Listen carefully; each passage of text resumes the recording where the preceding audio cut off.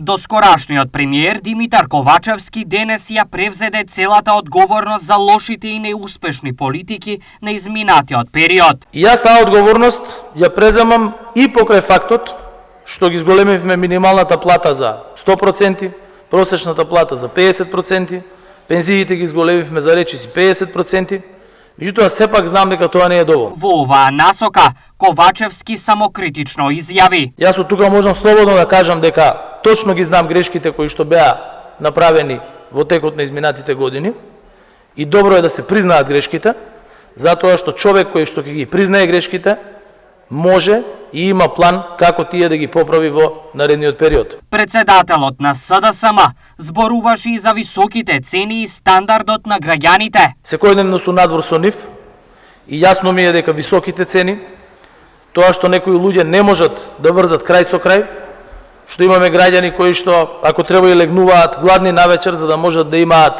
повеќе средства за да им дадат на децата утре, сето тоа е причина за незадоволство кај граѓаните. Тоа јас го гледам, го препознавам и ја преземам одговорноста за тоа. Ова доведе до скептицизам и замор од долгиот пат кон Европската Унија. И сакам да додадам дека не постојат бржи решенија за системски проблеми.